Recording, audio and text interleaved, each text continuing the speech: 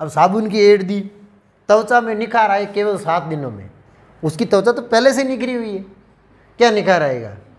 यदि साबुन से त्वचा में 7 दिन में निखार आ जाए तो यही एड उनसे करवा के देखो जिनकी त्वचा में निखार नहीं है। क्रिस गेल से करवाओ, 7 दिन क्या 7 साल धुला दो उस साबुन से, इतना सा भी निखार आ जाए तो कहना।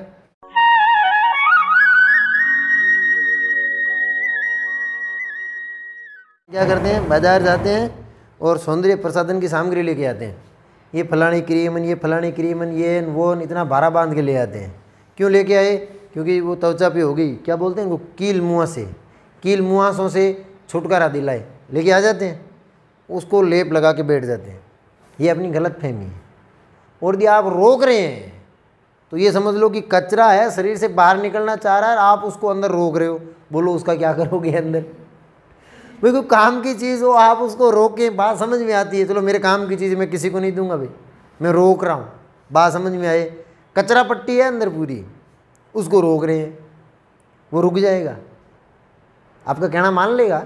जब भी मौका मिलेगा निकलेंगे जरूर, और एक साथ निकलेंगे, और इतने निकलेंगे कि सारा मुंह ही खराब हो जाएगा।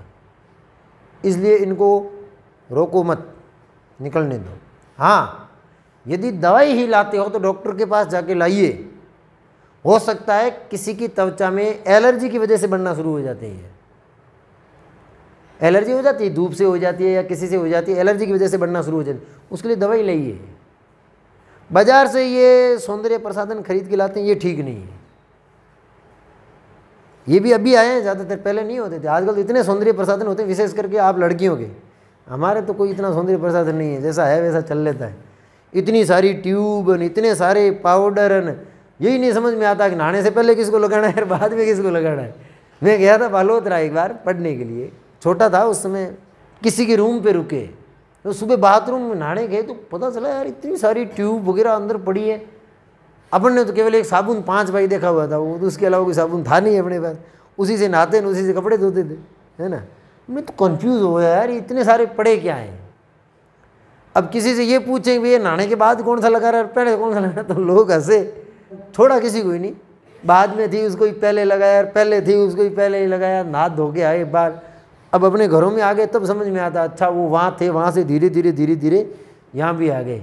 पता नहीं, एक वो गोल सा ऐसा चक्रिया लेके बैठे रहते हैं, उसमें के अंदर 15-20 तो पाउडर होते हैं।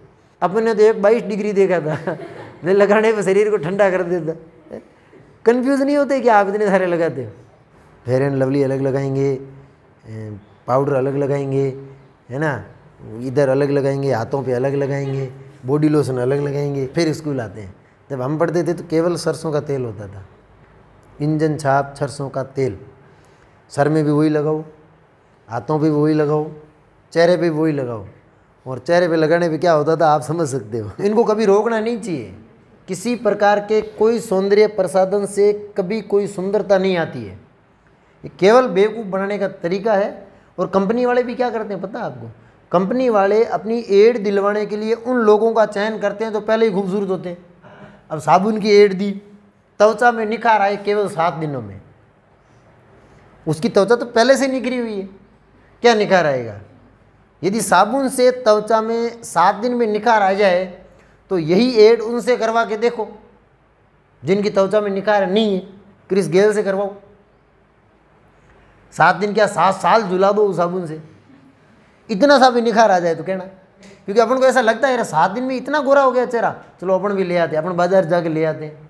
कुछ ही नहीं होता गोरा गोरा, उनको प्रोडक्ट बेचना होता है और अपन बेवकूफ़ की तरह खरीद के ले आते हैं। भगवान ने जैसा पीस बना के भेज दिया, अपन बिल्कुल वैसे ही रहेंगे।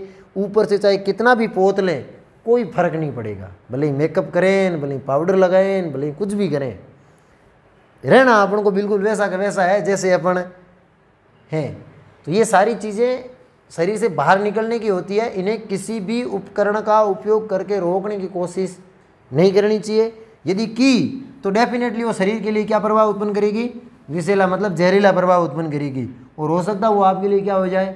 हानिकारक।